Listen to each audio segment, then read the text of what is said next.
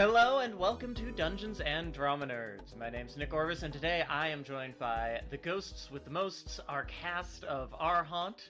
We're here to talk about the game, the belonging outside belonging style of play, and the kinds of stories we can tell in it, and have told in it over these last several weeks and months. Let's go around and one last time share names, pronouns if you'd like, and roles in the campaign, starting with Percy. I am Percy. I use he, him pronouns. I played Prosper, the cat, who also uses he, him pronouns. And I suppose my room was the garden. I guess that's also true. That's a thing in this game. How about Leo? Hi, I'm Leo. My pronouns are they, them, theirs, and he, him, his. I played Trinket, who uses any pronouns, and was the faceless. And my room was the basement. And Tristan? I am Tristan, they, he. I played Romeo, he, him, who was the loved, and my room was the parlor. And last but certainly not least, Kory. What's up, sad folks? I'm Kory. Any, all pronouns. I played Jules, they, them pronouns, and my room was the attic. Very nice. And I do think it's worth saying, just for listener context, we are recording this like right after finishing the game. So for those of you, for listeners who have heard the final episode of Our Haunt, that's like a week or two in the past for you, but roughly 10 minutes ago for all of these lovely people. If you haven't listened to that, please go and listen to that. If you haven't listened to it, you should listen to it before we dive into this. But I'm guessing most people have. So to kick things off, we'll just ease in with some general chat about the game system, because if I am remembering our early conversations right, I think half of you, Tristan and Percy, had some experience with Our Haunt going in, and Leo and Kory, I think you hadn't played this game before. Is that right? Yeah. Yes. Yeah. So I'm curious to hear from all of you, but particularly from the folks who are new to it. What mechanics did you really like? What surprised you? Sort of how was the experience of diving into this game, whether for the first time or the first time in a little while?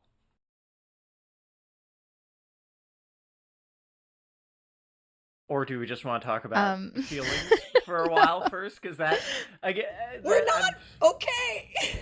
Yeah, I was gonna say we can talk about feelings. It was a doozy of a last episode, which I found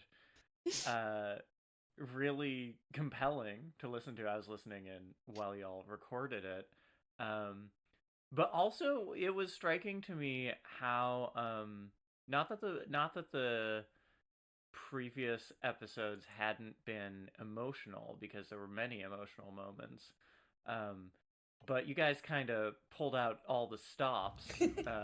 All the emotions. Yeah. Full range of emotions. Full spectrum, really. Yeah, we really had the full range there. So I'm curious if how you guys felt the game supported you doing that, or if that was something that you just kind of felt the freedom of like, oh, this is the last session, so I can I can mess with things as much as I want.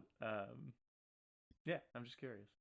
I definitely think, at least from my perspective in the beginning, I was very cautious for our first gameplay of just like, okay, I don't know what to do, or like how everyone's gonna do things, so I'm just gonna like sit and kind of read the room, and like I'm very passive when I start, so I kind of let other people take the lead and kind of build accordingly, because I don't know what the fuck I'm doing. But with that in mind, like starting to build out things more and realizing, like we have one day to get all this done, like shit, we gotta go. It's also just like having that dynamic with the group. We have the luxury in this beautiful community of friends and fiends and in-betweens that there's always new dynamics, because we're not the same people playing the same games every single time, that you have a lot more opportunities to explore and push buttons, which is really great. So yeah, I would say it's a little bit of both, just for me personally, because I've only played, I haven't actually played with any of you before, because Percy, you've always been like lurking being a little ghosty in my other episodes. So, so yeah. Yeah, I feel like we got really comfortable with each other over time, particularly as as everybody got more comfortable like sharing who's narrating, or like, oh, I feel comfortable introducing a thing. Like it felt like we all just like stopped feeling like we had to ask for permission and like trusted that everyone else would be like, oh, I actually have a different idea, can we like figure out which idea we want to do, that kind of thing. Like I think we all just got a lot more comfortable and therefore a lot more able to be like my character's mad at you actually. Oh yeah. So I Yeah. think, yeah, go ahead, Tristan. Oh, I was just gonna say, yeah, I second, third that. Like I would not have been able to yell at Jules session one, for sure. So like getting used to each other and being able to, know that if we get to that spot, like know the vibes of everybody, I think definitely helps. But also I do think like the game is clearly interested in engaging with connections between characters and emotions arising from those as mechanics. Like so many of our um, moves are around like doing things with righteous anger or loving care, you know, breaking someone's heart, creating moments of intimacy. I'm kind of just looking at them now. Holding others' pain. Like I think there are so many moves that are centered around like making those connections, whether they are pleasant or not. That really lends itself to leading into those moments for sure. I felt like it was a real turning point that first session we had in the Lost Room, where it was like, okay, Mm. we have figured out like what our dudes' philosophies are. Yeah. Yeah. And I think like we had to come together as characters and like have that conversation as characters to really flesh out for ourselves as players, like, oh yeah, I really believe something different. And Yeah. it was Yeah. so fun to like have that meeting of the minds and like develop this like oppositional character philosophy in a way that felt really solid and caring and loving as players. Mm. Yeah, great PvP, y'all. It was so interesting to me how the like divide of that fell, because I think like something that I love about the playbooks in this game are that they are really open to like I think all of them, with the exception maybe of, well, no, I think even the betrayed like could fall on either side of like I feel a fierce attachment to the idea of life, or I do not want anything to do with it at all. And they're supported in both ways. Like throughout the game I kept like looking at like the cat playbook and I was like, am I not being aloof enough, like am I not being, and then I was like, no, actually that like what I'm doing is also supported by this. Like there's aloofness or there's vulnerability, and both are like valid choices in this playbook, and I think every other one has that same sort of like two paths you could follow that are Yeah. Yeah, I was thinking about that early in us playing, because the only time I've played it was in a session with Percy. And I don't remember all of the characters and dynamics, but I remembered like generally that it felt like we were playing very different characters than the ones we that were in that session, which is really interesting because I think it's easy to think that like these specific archetypes are so, I don't know, singular, so specific, that it feels like, oh, they're always going to be flavored kind of the same.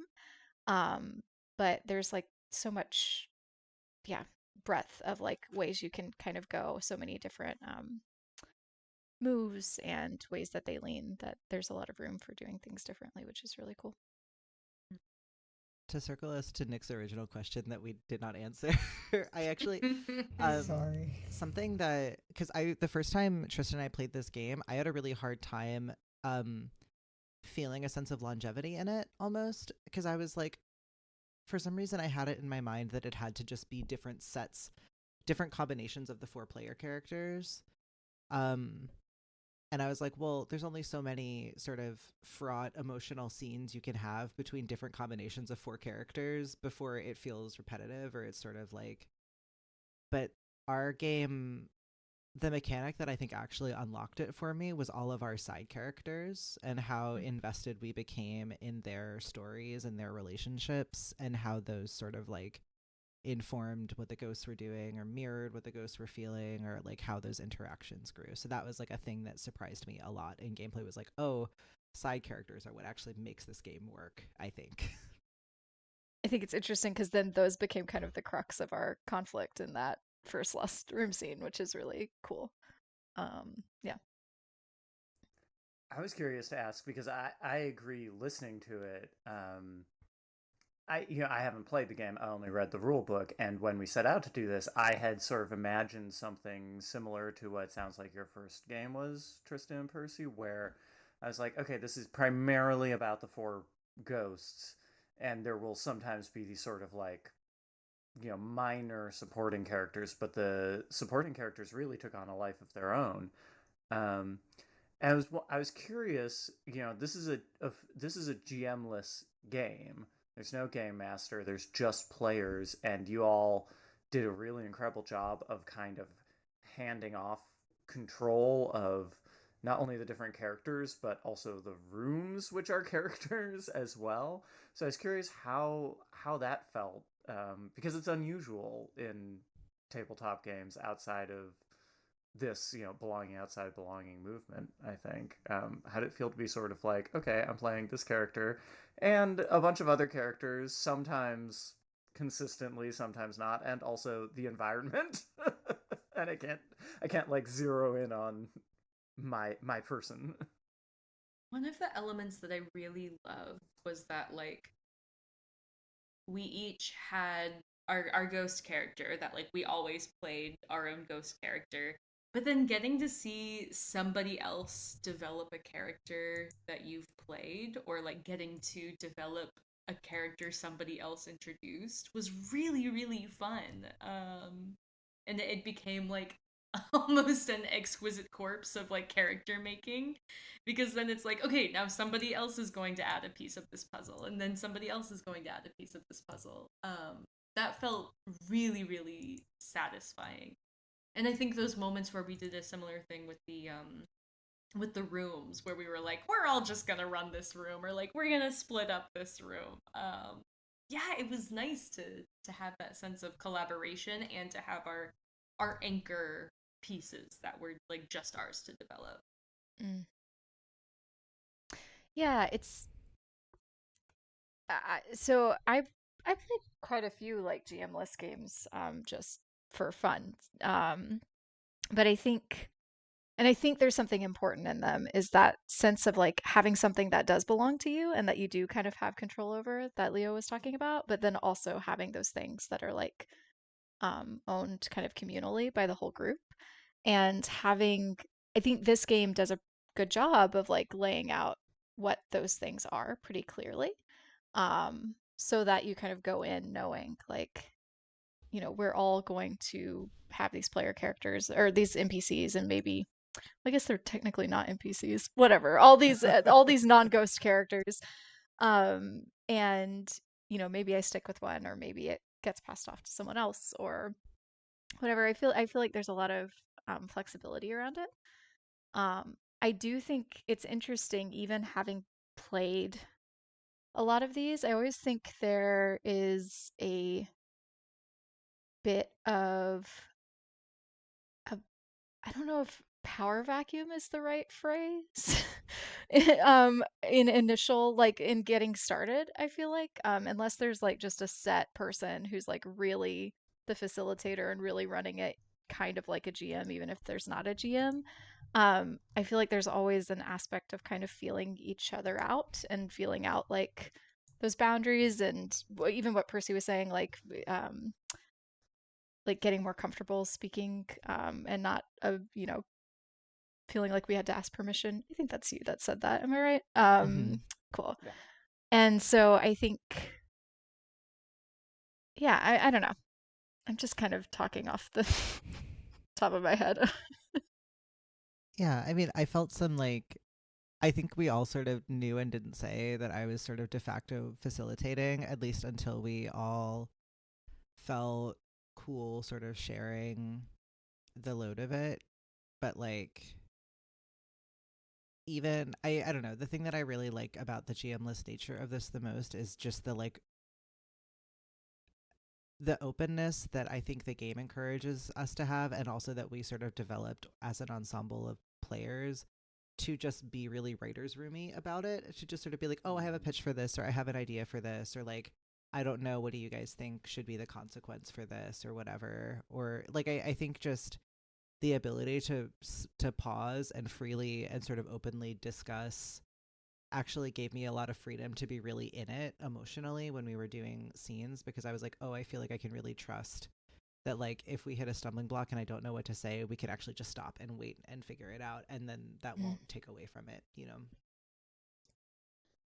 It's a really good use of that. I don't remember if Nedjadi uses this phrase, but what Avery Alder calls the like idle dreaming part of the game in Dream Askew, the kind of progenitor of this style of game.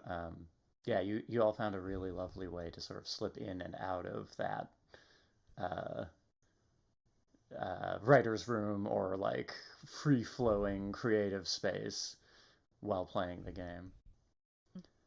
I'm thinking about something Tristan said, and I'm curious about this. The getting comfortable with sort of conflict, um, the, because the things, especially in that last episode, did get pretty intense and heated, um, and I'm wondering if you all feel like the sort of communal nature of the game either facilitates that or prompts that in some way. I don't know. I'm thinking about a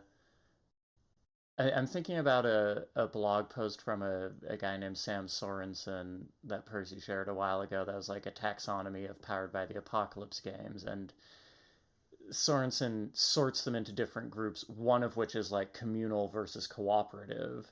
And what I eventually realized, I think, is that what he means by communal games is basically games where you're not all necessarily expected to work together. Like Apocalypse World being one of the big ones is like unusually, I would say, it's a game where, if you have 4 players and they can all pursue like possibly conflicting objectives. And that's something I feel like is also kind of true in this game. Did that sort of like shared ownership help with that, do you think?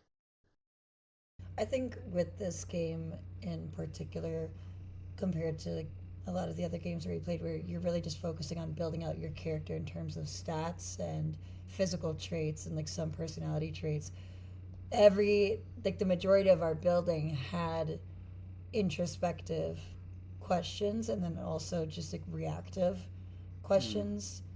It was mandatory because we had to build so much of the world. So that definitely helped.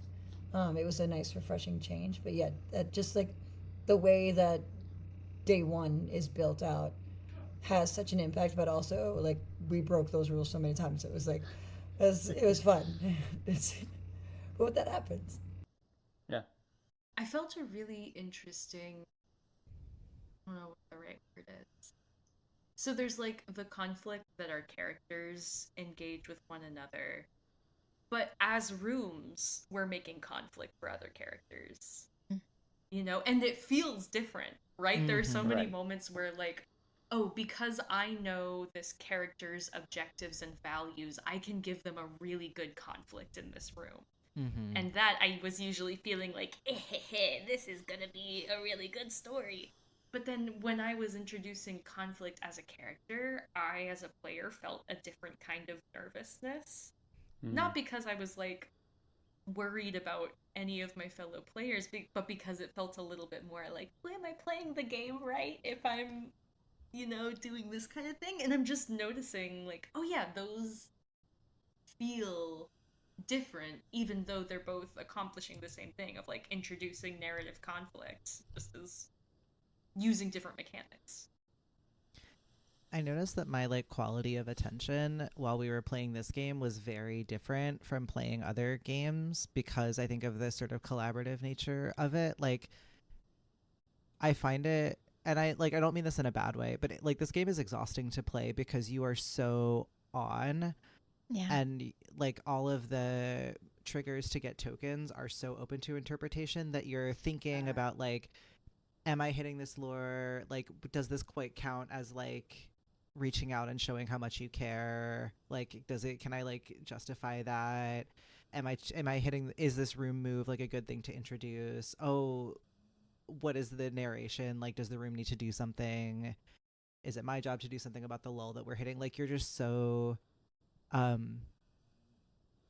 we're all thinking about the whole situation that's happening the whole time, which is like really nice, but it is also like very different because I noticed when I was in a scene as a player character, if I was being Prosper in a scene, I was a little bit more able to just sort of be like, oh, okay, I can just be Prosper, and I can do all of that other stuff in a more secondary way. And it is kind of nice to be able to give that gift to each other in scenes where you're like, oh, okay, this is a scene about this character experiencing something, or this is a scene about this character figuring something out, and being able to be like, oh, okay, this is your sort of moment for you to be like only thinking about your character and what they want or what they're trying to do. And that is kind of a nice thing.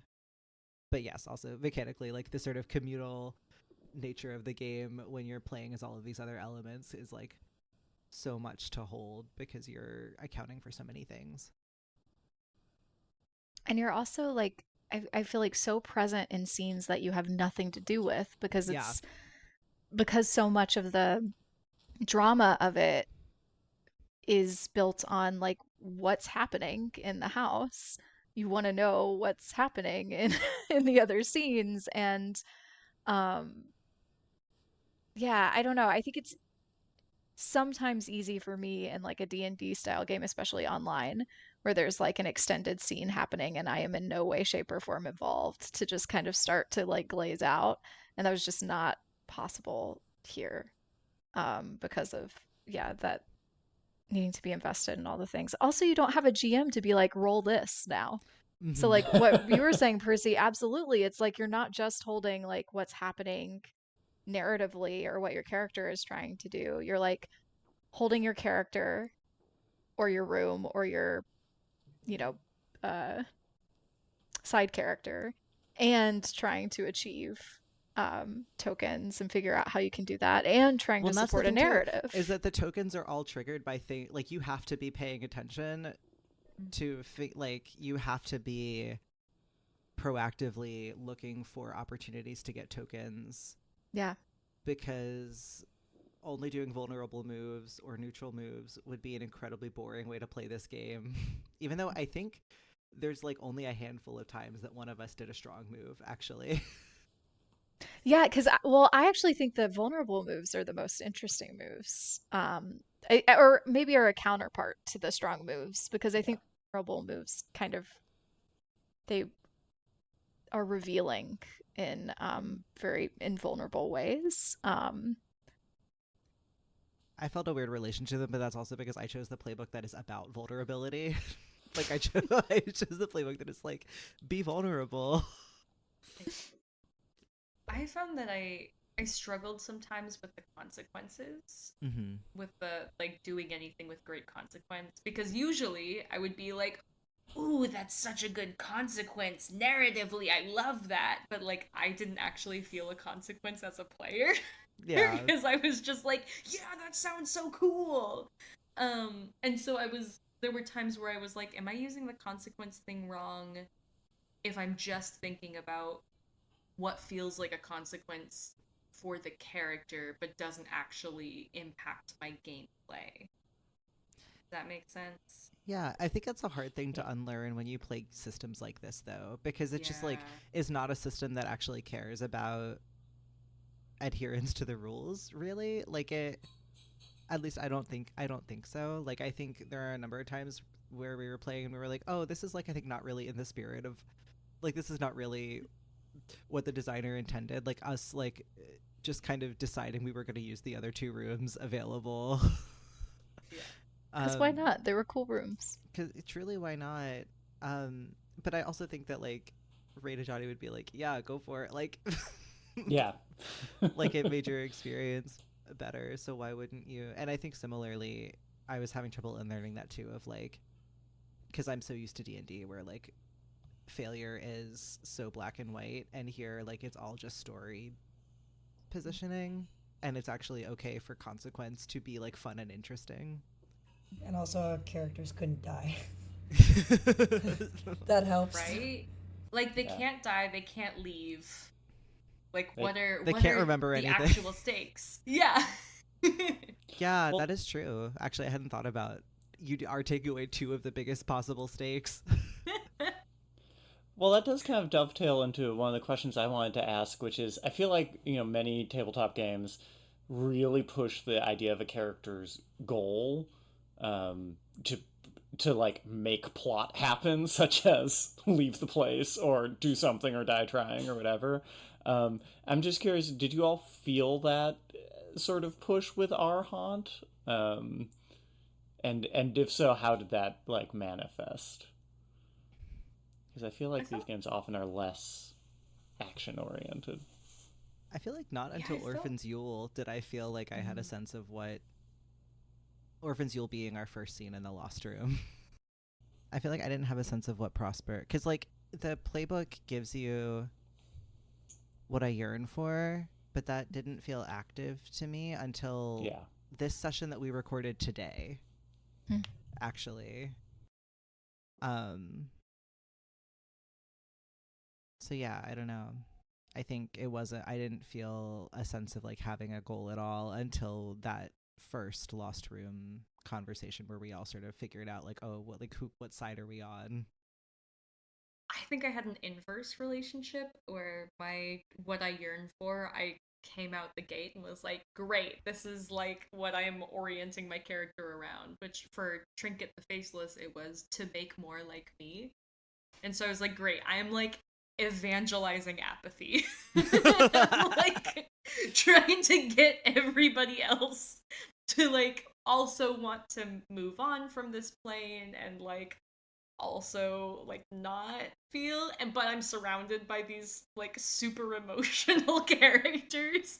And so I think eventually I was like, okay, yeah, I can't, the what I yearned for became a less active directive with time. I think as I like started to understand how our directives or like our guiding foci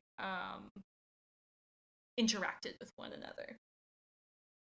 Yeah, I had the same experience because mine was around teaching others to believe in love. And of course, for a while there, I was just trying to match up a bunch of college students. And you did great. You did. I mean, did I don't great. know how long those relationships are going to last, but they were good while they Not lasted. long. I mean, listen, the scene with Caleb and Adrian where they got It was so together is one of cute. the most fun scenes for me as a player, like to be in, I thought. Open mic night was great. Open mic night was so good. So wild.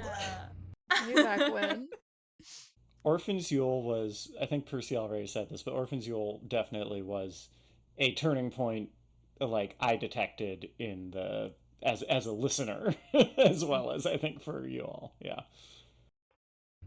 For I think you we all. started discovering what was like narratively interesting, Yeah. which wasn't not the yearnings, like if we wanted to keep using those, but like was our relationships with each other. And I think Leo said like that was such an important point because we finally all got in the same room together and we're kind of finally figuring that out. Yeah. I mean, because I also think Orphan's Yule marked the point where we, like that session that we recorded, Orphan's Yule, marked the point from, because I think in our first session we did like 6 scenes. And then it slowly got Oh, to the yeah. point where we Yeah, were we only powered through doing it. like a scene would be like an hour long and we would be like, oh, well, I guess we'll like do another one. It was also just like so taxing by then because we were diving in and then be like, all right, on to the next. Like, fuck. Ah! But I think, I don't know, I also view it as like we started trusting ourselves a lot more to like that it would be interesting Yeah. to just like see. I know I felt myself tapping more into like what's actually happening here rather than feeling like in our first session I felt like I was trying to make stuff happen. Yeah. Is there anything that emerged in the gameplay that really excited or surprised you, or like themes that emerged that you didn't expect when you started playing together? Didn't expect a wall grandma. God, I love Honestly, Granny I didn't I Simpkins. love Granny Simpkins. That was such a wild. That's turn of another events. shirt. I love Granny Simpkins is another shirt I would wear. That was the wildest of wild cards that we all got really emotionally invested in, and just like. I don't really know how. Well, I think that like.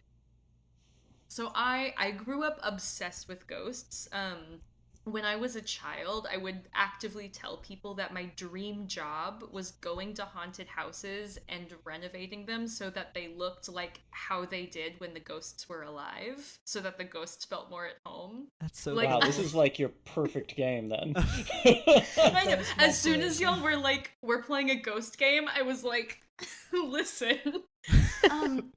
And so I think that there's a part of me that has always like felt really strongly about those stories of hauntings where like the nature of an individual's death, or like the nature of an individual's life that binds them to a place, like changes their form and function in such a way that their humanity is really buried.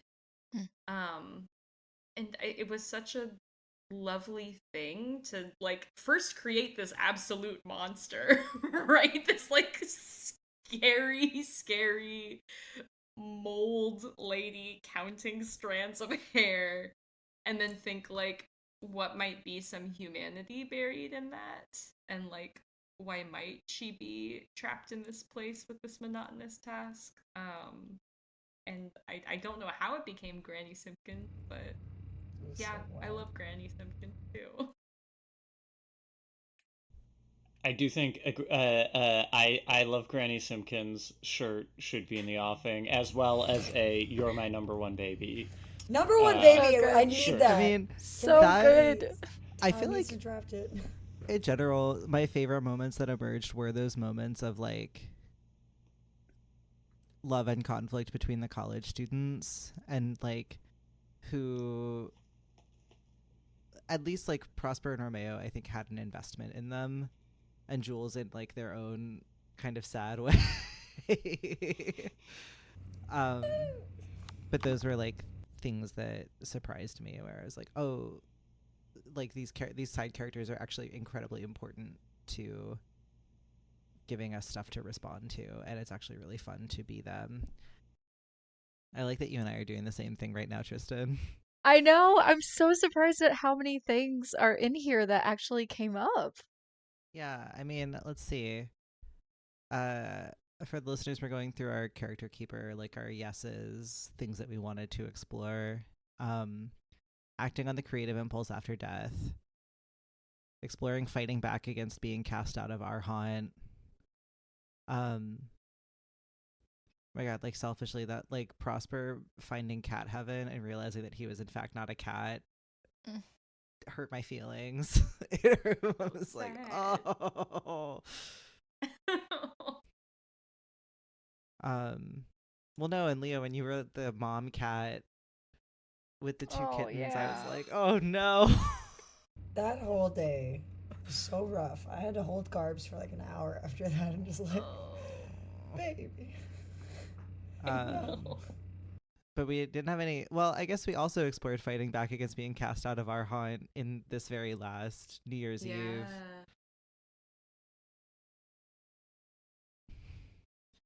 One or multiple characters passing on, didn't get there. Although I really, I think we explored it though. Like we didn't achieve it, but we definitely were Flirted exploring with it. the idea. in that last scene, I will say, while we're debriefing, I was like, in that coven scene, I was like, either Prosper and Romeo have to possess Sarah Grace or Megs and Mackenzie, or Sarah Grace is gonna die, and neither happened. And I was like, interesting.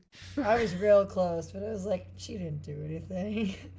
This would be a really shitty way to like enter the character, but I did think about it.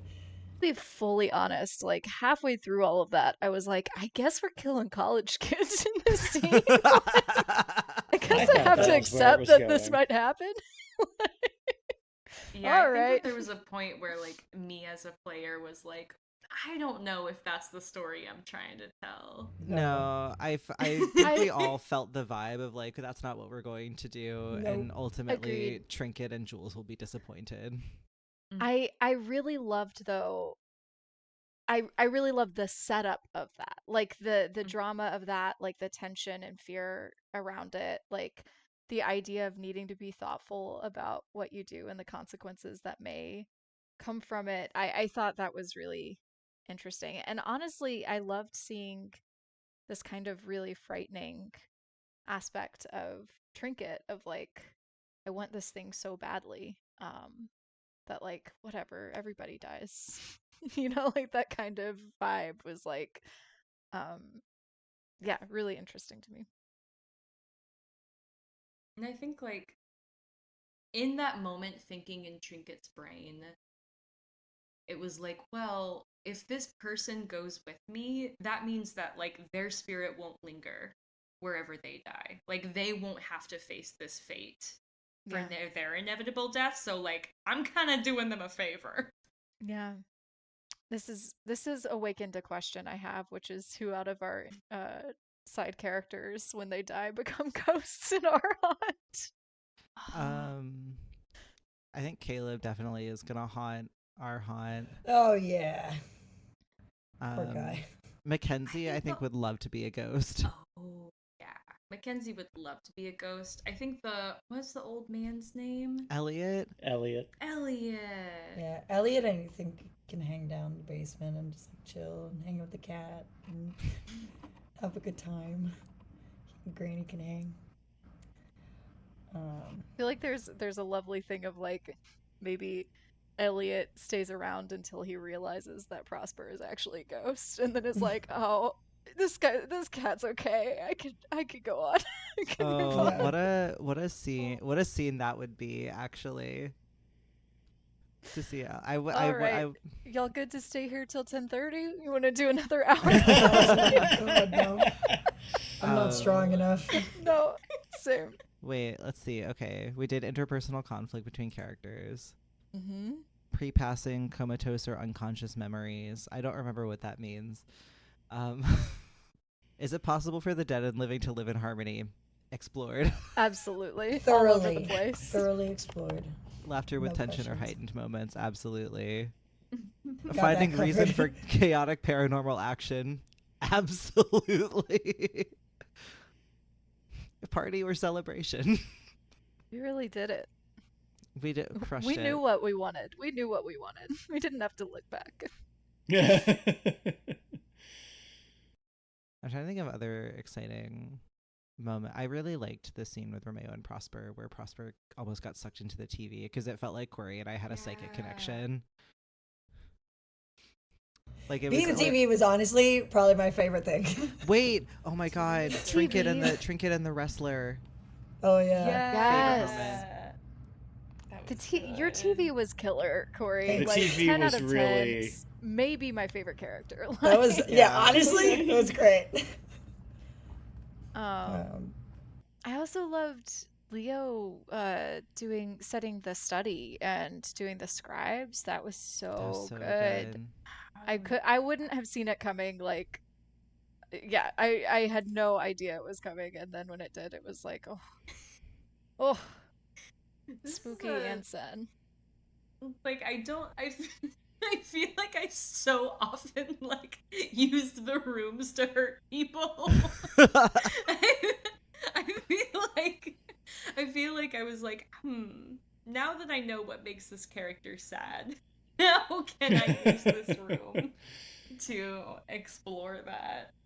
But it also, like, it led to like big character development for those characters too. Like Yeah. I don't know. I didn't feel like you were punishing them. It felt like you No. were giving them an Oh, good. opportunity to like think about things. Yeah. Thematically, I mean, speaking of it, oh, go on, Percy. thematically, I really liked the after Orphan's Yule, we sort of landed on like we've like concretized like what are we thinking about, which is like this continuum of like wanting to be in proximity to life versus wanting to like pass all the way into death, which also translated into like how corporeal are you, like how real do you seem. And I loved, which I think started when Trinket got feet, but I loved that all of us hit a point where we were like, oh, the consequences for our characters are either they become less real or more real against their wishes. Like they have more of a form or less of a form against their wishes. And I loved that that's a thing we all started doing, where it was like, oh, Prosper's feet are changed by like sinking into the TV, and Romeo is split in half, and Trinket has hands and feet. And Jules is all twisty. And I almost killed a ghost. You almost killed a ghost. Almost. I love that we like really found ways to play with body horror despite none of our characters actually having bodies. I mean, that's what happens when Does you it have still count as body horror? 4 trans people playing a game. We'll turn it into body horror. For real though. Like, how do I make this corporeal form like represent an internal state? We got you. We got you. Hire us. I mean, This is like 95% of what we think about. Yeah. so Oops. true. Well, Is there anything that y'all... I think you kind of answered this already in talking through the palette, but I'm just curious if there's anything that you had hoped to explore in the game and you didn't get a chance to. Real quick. Checking in. This is sort of the wishes part of Stars and Wishes, although it sounds like you checked off most things. yeah, because I mean, we didn't really enter with any. We have yes, maybe no, but I don't think we had anything that we were like, we have to do this sort of thing. It was just kind of like. I mean, I feel like we didn't No. know. Like, I don't want to speak for anyone. I certainly feel like I didn't know exactly what we were... Like, I was like, I don't know what we're doing. Like, we're going to find it. And then we, like, did find something. Yeah.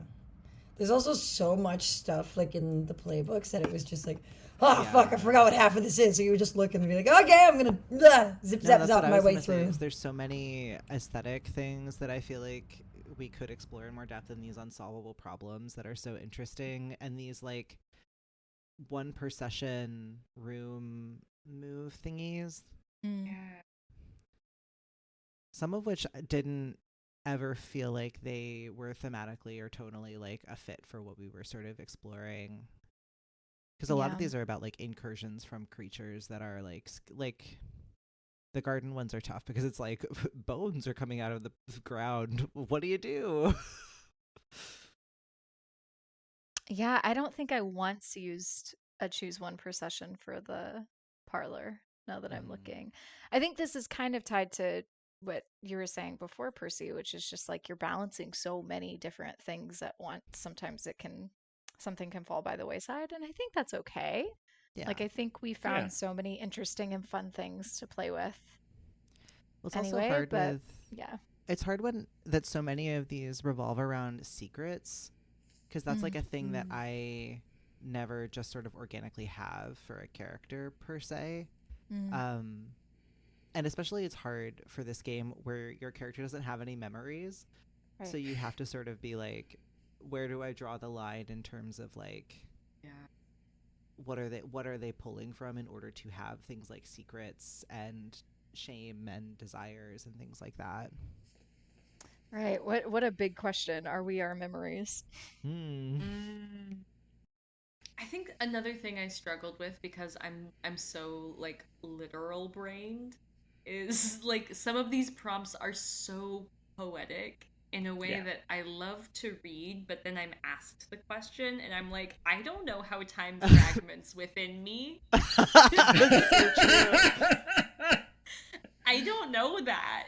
Like, that's just not something I know about. Yeah, some of these games, some belonging outside belonging games, I feel like are really just a like hop, skip, and a jump away from a lyric game. That's like, here's my new tabletop role playing game.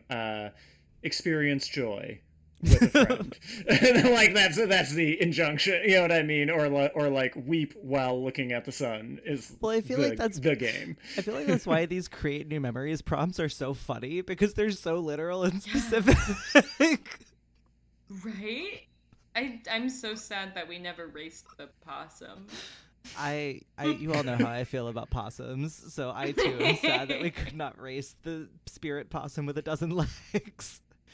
For any audience members who may not know this, Percy is strongly possum aligned. Yeah, like every gay person has a sort of trash affiliated animal that they feel kinship with, and possums are mine. Raccoon! There you go.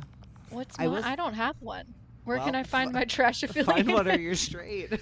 I was gonna say, Kory, I'm Percy. Raccoon makes sense, but also you have a cat literally named Garbage. Hey! He's about will the size of say- a raccoon.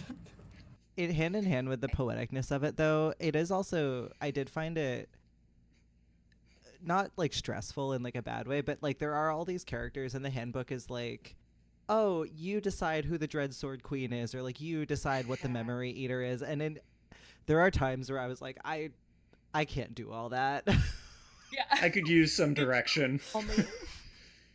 I don't have the mental energy to think about, what who the mischievous spirit is possessing nearby animals. Which is I partially do why. think that oh no, go ahead. Oh, well, it was so freeing when we decided on the fly to make the study, and we were like, oh, the cult that meets every blood moon seeking to destroy the veil between the living and the dead. Oh, it's just Mackenzie. It's just Mackenzie. Makes the most sense. Yeah, I did find myself thinking like, maybe I should have done more like between session prep to like really flesh out what this memory eater is, or like what this fascinating thing is. But also like it was nice to just come and figure it out together. Yeah, that was, I think, the biggest thing I'm taking away from the game is like it was really nice to just like really, this is like the most truly collaborative I've felt while playing a game with other people. Yeah, same. I really appreciated that writer's room, as y'all put it, vibe. That like at any moment it could be like, I have a pitch. What do y'all think about this thing? Or I don't know what to do. And it took pressure off, but it also meant that there were some like really incredible and fun ideas that came out that just wouldn't have happened if, say, I was the only one making decisions around like my character or the room or whatever. Like that was the most GM-less feeling part of the game, is that I feel like often the GM is de facto like the person who comes up with the stuff that happens. Right. And here that truly felt very like shared and distributed, which was nice. And like it was nice to feel truly comfortable letting it just be quiet for a little bit while we all thought about what we thought might come next. I was just going to say, sometimes there were also stretches of quiet where you all thought about what had just happened, which was also good. And a relatively rare, I would say, thing to find in a game like, in a tabletop role-playing game. I think that I had a different relationship to time and quiet because I was playing a ghost. Like, I think that when I'm, like, playing your standard adventure game or your standard like we're people figuring it out, I feel the pressure of like, no, there's something that we are here to do, there's a quest, there's an objective, blah blah blah. But like because I'm in this mindset of like, been here for millennia, gonna be here for millennia, I'm gonna take my time, like I really did feel like I had the time to think of an answer in character. We have to wrap up here in about a minute, but I wanted to check in and see if there were any other thoughts or takeaways people are bringing from this game. GG, y'all. I just feel so like peaceful, sad but very peaceful, and I love playing games with all of you. Even though Leo and I have played together in every single Dungeons and Dragons game we've ever played. Wait, is that really Incredible. true? We played Apocalypse World, Kids on Bikes, and Thirsty Sword Lesbians. Wow. Yeah. Okay. Gotta write it Didn't into realize the bylaws. They can't get rid of We're me. a bonded pair.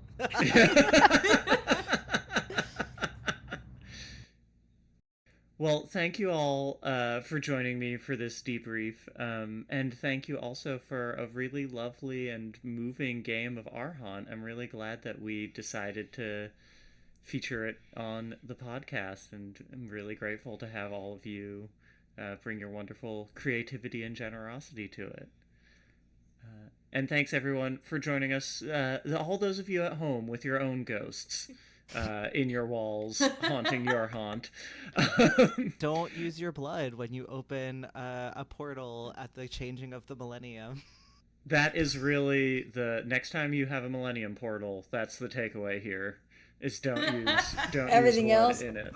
Also, just don't put electronics in water or liquid. Also a Someone good in rule. 2,999 discovering this podcast. Get rid of the get rid of the ritual. mold in your basement before it turns into a long-haired witch. Unless you miss your grandma. Fix your washers and dryers. Yeah. Just keep those running. Mm-hmm. We do have some other like wholesome things, like tell somebody how you feel. That's really important. Yeah. Perform Except at that be- open mic night. Be thoughtful about how you tell the person how you Yeah, feel. Maybe you know, don't, like maybe don't get don't- drunk. No, call yeah, someone your don't get number drunk. one baby. Number one baby, the highest This is possible the Dungeons compliment. and Drama Nerds guarantee. If you call someone your number one baby, they fall in love instantly. And if that doesn't Instantly. happen, you can We are not complain at liable. Nick. If that doesn't happen, contact Ben Ferber at Ben.Ferber.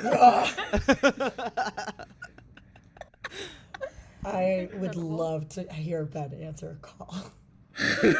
Ben is going to be sort of, I think, our official helpline attendant. We haven't run this past him, but I've decided. This is great. But this is a This decision we've needs made. to Yes. happen. Thank you all. Join us again next month for our Dark Time episode, and keep your eyes peeled on social media and all of those good internet places for the announcement of what our next game will be.